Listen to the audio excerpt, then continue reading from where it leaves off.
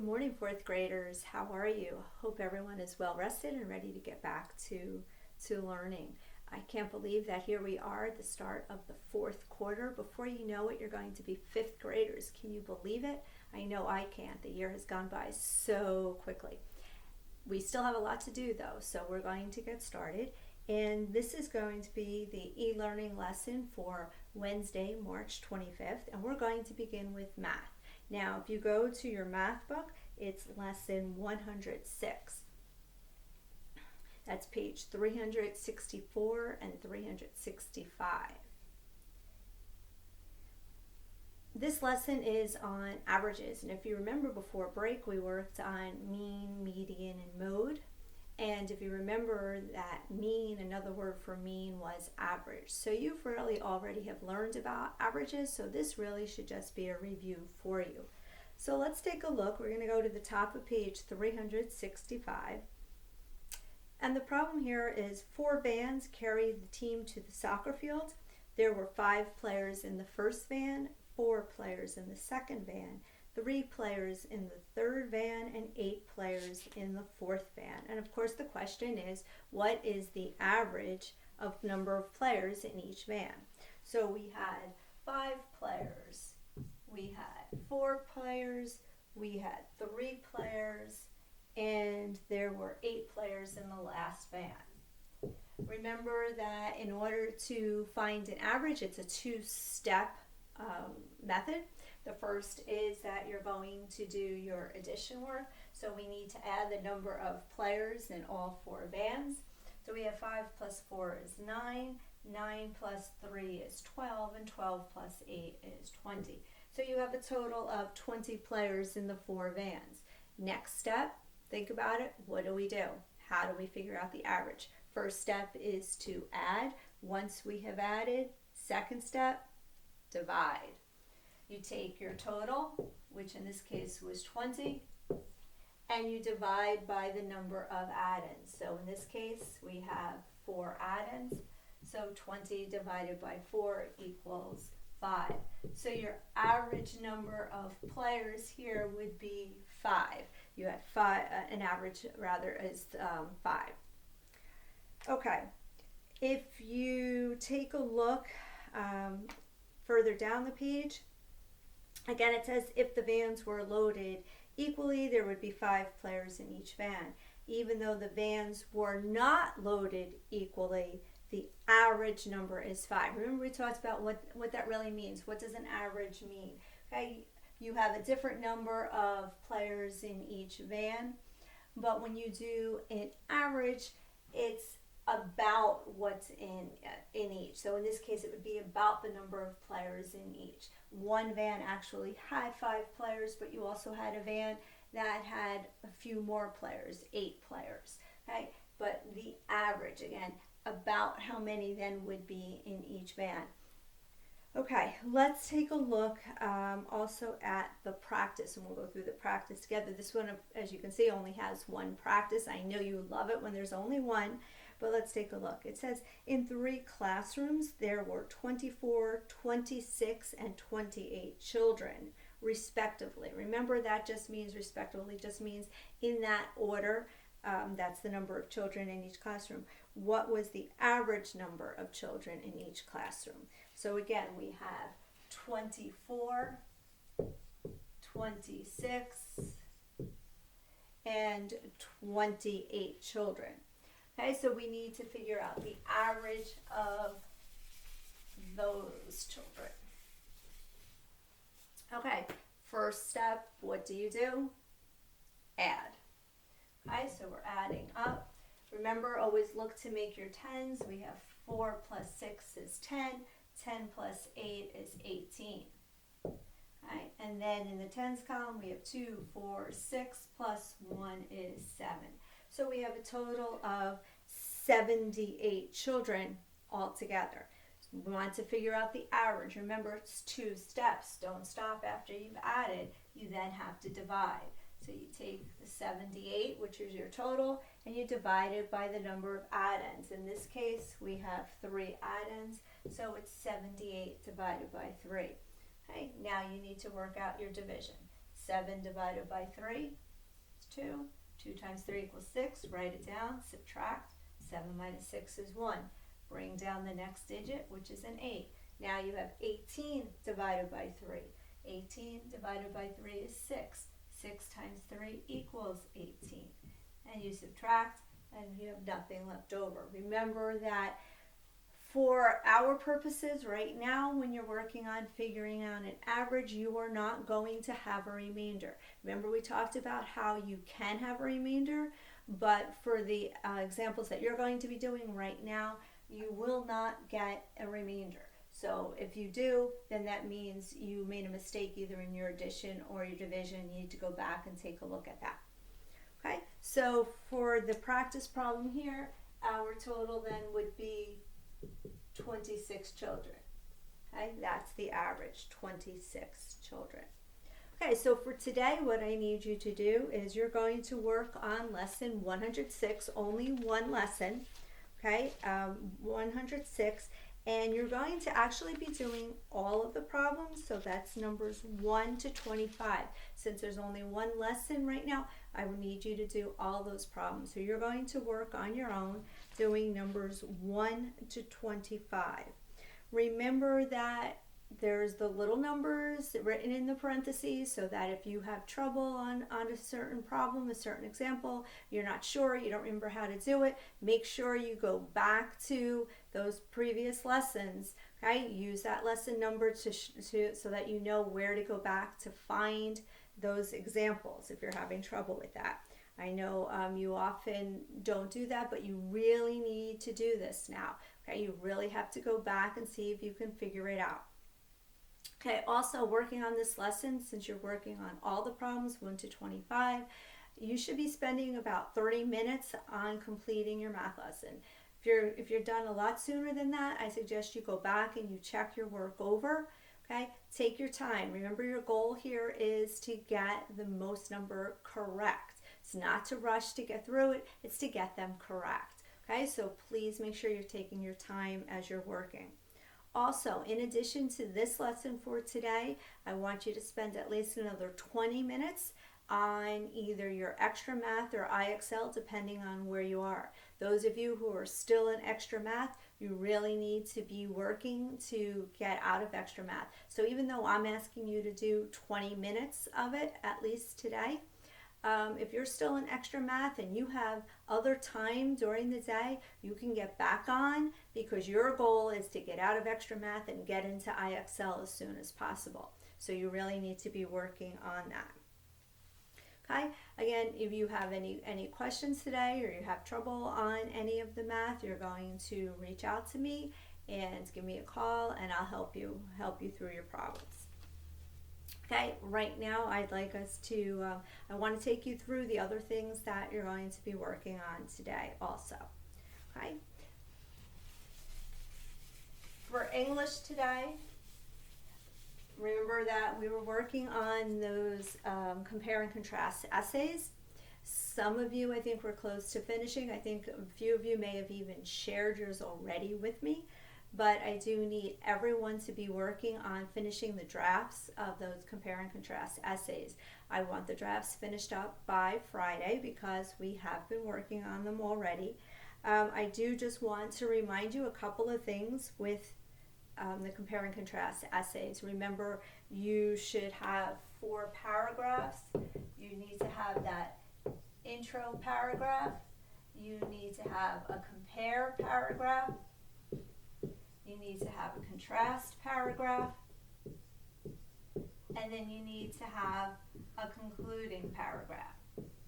Okay, so that's 4 paragraphs. Okay, please make sure that's what you've done. Of course, it doesn't matter the order you do your compare or contrast, but it is 4 paragraphs. Please make sure that that's what you're doing. An intro, a compare, a contrast, and a concluding paragraph. Make sure you share those with me when you have completed your draft. If you feel that your draft is done, I suggest you take the time today to go back and reread it. Even if you've shared it with me, I haven't looked at any of them, and I think there are only 1 or 2 who have. So go back and check it over again and make sure that you're satisfied with that draft. Okay, let's go to Wordwise. I'll give everybody a minute or two to get out your Wordwise book. Okay, we're going to be starting lesson 9 this week in Wordwise, and we'll start today, Wednesday, and then you'll have your test on Tuesday in Wordwise. Okay, so let's take a look. We have it's on page 99. First word, advantage. Okay, an advantage can be a noun or a verb, depending on how it's used. As a noun, something that is helpful or useful. To take advantage of is a verb, and it means to make use of or to benefit oneself by treating others unfairly. Okay, astonish, a verb, to surprise or amaze. And then a form of that is astonishment, which is a noun, and it means great surprise or amazement. Confirm. Confirm is a verb, and there are 2 definitions. 1, to show, to prove, or prove to be true, and 2, to approve or give one's agreement to. Distant, an adjective. 2 definitions. 1, very far away in time, and 2, very far away, not near or close by. So when we talk about a distant future, okay, meaning, something that, hasn't happened yet. And then also we can talk about distant lands, meaning, they're not close by, they're far away.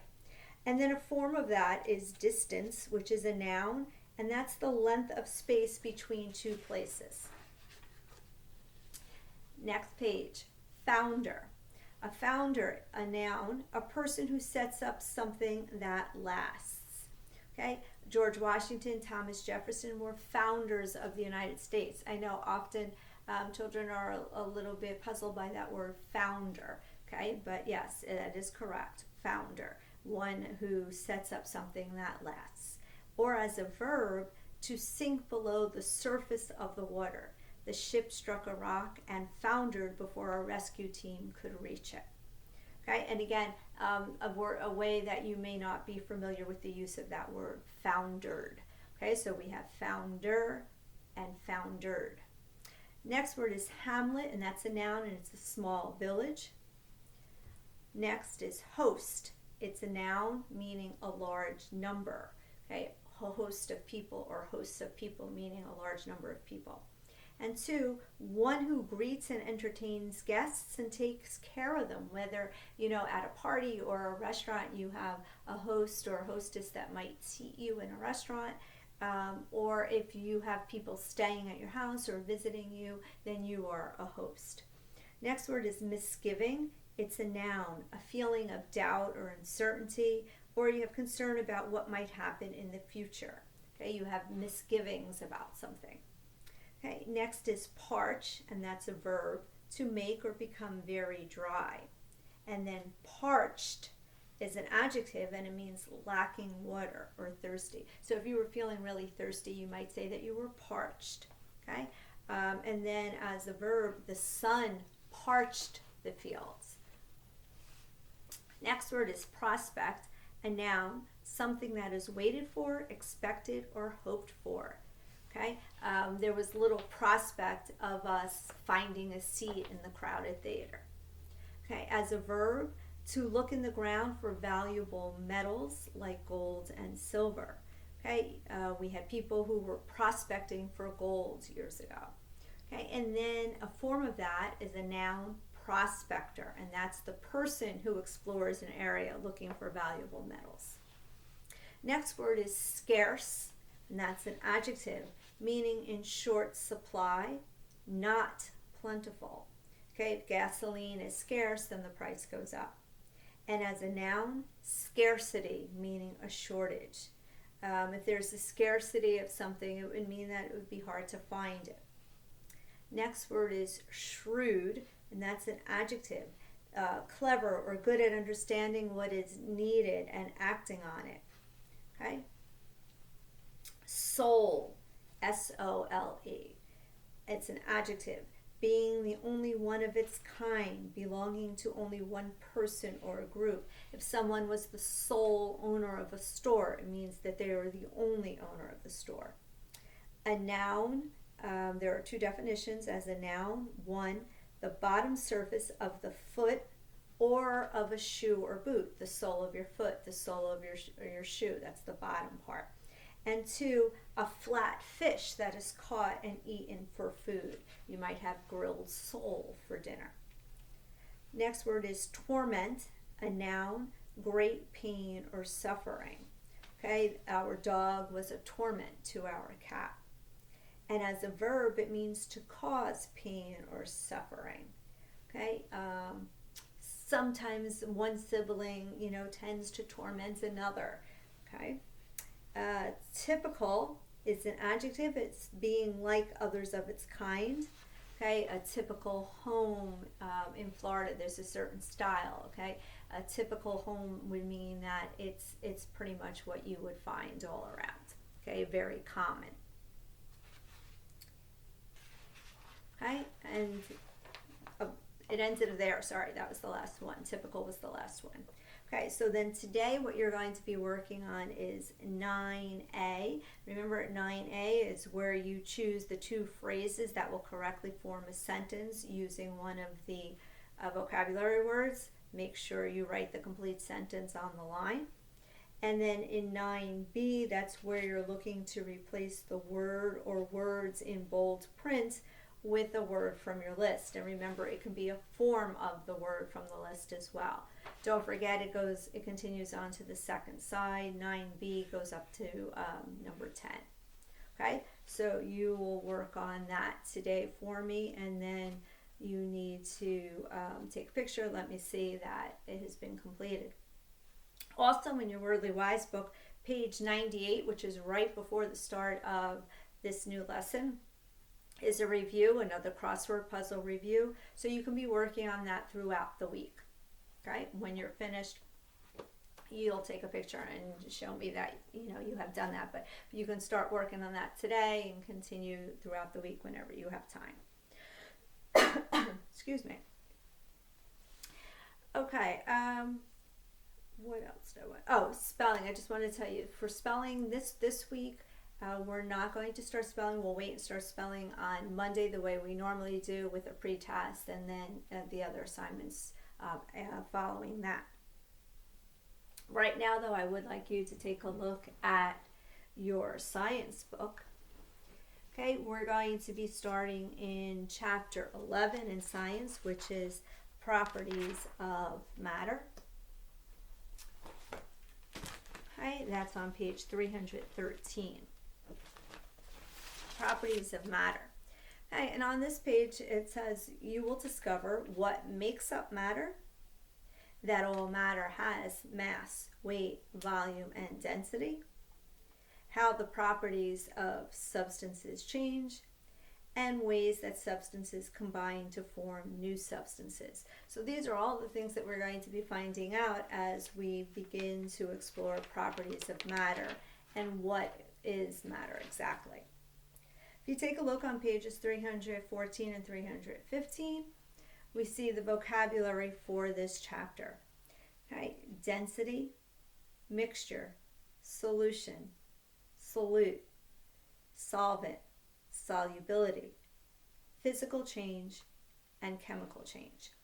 If you take a look again, the pictures on pages 314 and 315, okay, you can see an example of each of those vocabulary words, and then also on the vocabulary list they show you the page numbers in which to find those vocabulary words on.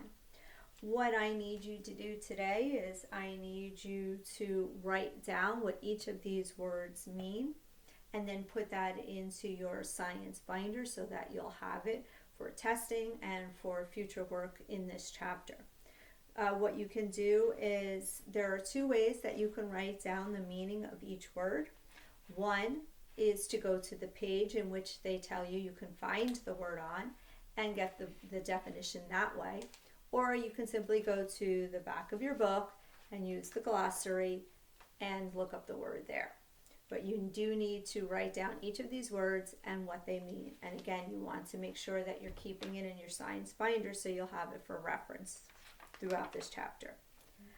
I would like you to go right now to page 319. What else? The other thing that I need you to do for today is to read pages 318 and 319. But I want you right now to go down to the bottom of 319 and take a look at that first question. Okay, the first question there is really not a question, but rather something for you to work on. And it says to group 5 different objects in your classroom by properties and describe the properties. Well, I do need you to read over these 2 pages. I need you to see what does it mean, what are properties exactly. Now, we have done this before where we have identified things. We have taken a look at objects. You've had a group of objects and you classify them. Remember, you had a bag of objects and then you took them and you classified them. You came up with ways that you could classify them. Remember, classify means putting them in groups, showing how things were alike. And in some cases, you put together some objects because you said, oh, these were all metal, or these were wooden, or these were hard, or these were soft. You came up with a lot of different ways that you could classify. Well, you're going to find out when you read through here that properties, that's part of what properties are, how we identify things, what makes up those objects. So I need you to read both of these pages, and then I want you to work on number 1. You can have some fun doing number 1. It says to group 5 different objects. So I want you to, go around the house and find at least 5 objects. I know you can find a lot more than that, but at least 5 different objects. And then I want you to describe the properties of those objects. How would you describe them? Okay? And again, have your picture, take a picture of your object, and then for each object, and then write up how you would describe the properties of each of them. Again, not until you read through on page 318 and 319, you need to read through that first to get a better understanding of what we mean by properties, and then see what you can do with the objects around your house. Again, for today, just to remind you, you need to be working on math lesson 106, all the problems 1 to 25. Okay. You also have the Wordwise that you need to work on. You have the English that you need to be finishing up with that compare and contrast essay, which is due on Friday, and that is your rough draft. But still, even though we're calling it a rough draft, it should really be in good shape. It's not the first time. We did a compare and contrast a while ago, so it really should be more like a final copy.